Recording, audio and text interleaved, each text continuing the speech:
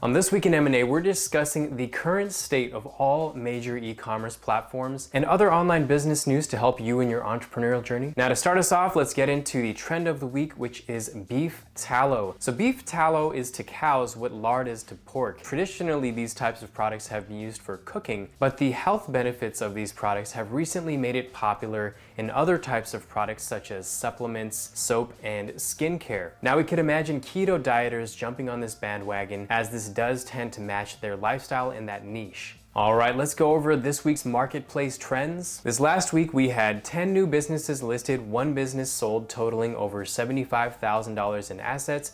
We had 852 businesses that were unlocked and considered for purchase by our community of buyers. There were 926 new buyer accounts created, adding $36.9 million in buyer liquidity. And 125 sellers submitted their business to potentially have it listed on the Empire Flippers marketplace. Next, let's talk about the current state of all major e-commerce marketplaces. A study from Marketplace Pulses shows that Amazon's marketplace is maturing nicely, Walmart's marketplace has doubled in size, Etsy has welcomed 3 million more sellers, eBay has experienced a dip, and Shopify is looking for a new way to reinvent its shopping marketplace model. So let's get into more of the details of each platform. First, let's talk about Amazon. The majority of market share on the Amazon FBA marketplace is now owned by brands selling since 2017. To remain on the marketplace, brands have to prove that they sell high quality products and deliver good customer service over time. Now, regarding competition, Amazon has been working to control a lack of sportsmanship from the Far East. Amazon suspended hundreds of top Chinese sellers from April and May of 2021 for participating in a fake review scheme to claim bestseller rank. So at the end of 2021, 33% of the top sellers were China-based, compared to at the beginning of the year, which was 40%.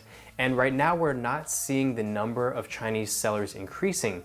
Instead, it seems like they're going over to Walmart. So Walmart opened its marketplace to international sellers in March of 2021 and added more than 6,000 sellers from China. By the end of the year, they represented more than 20% of the monthly new sellers.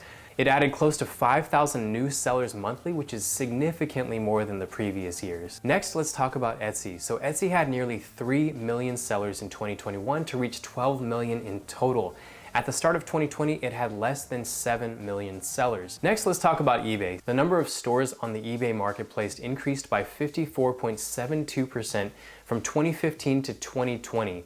However, we're seeing a slight dip since then. Next, let's talk about Shopify. So while other e-commerce marketplaces either stay as they are or they try to emulate the Amazon model, the CEO of Shopify wants to disrupt the e-commerce status quo. He doesn't want Shopify to become just another marketplace. Sure, there are a lot of sellers on Shopify that could compete with Amazon.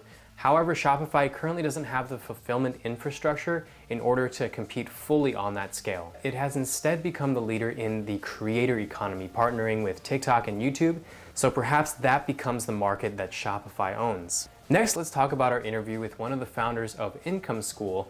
If you've been involved with building websites and SEO, then you've probably heard of Income School. Ricky Kessler from Income School claims that we're in a new era of optimization, which is the authority age. Specifically, he says, 5 or 6 years ago, just writing good content was enough. But now, in addition to good content, it's grown more and more important to have authority of some kind.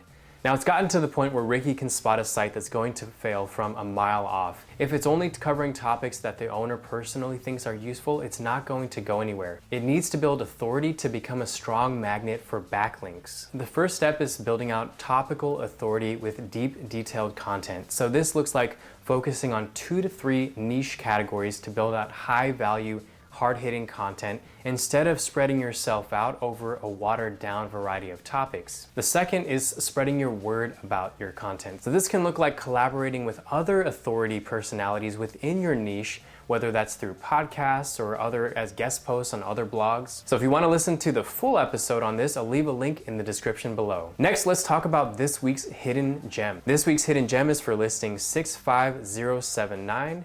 Its current valuation is at $370,780. It is an Amazon Associates and display advertising business in the apparel and accessories and outdoors niches.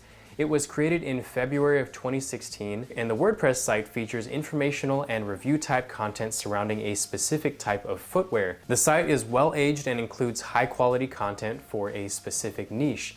Now we're highlighting this business because of its following strengths. First is the performance. So it's seen year-over-year growth and has a healthy backlink profile.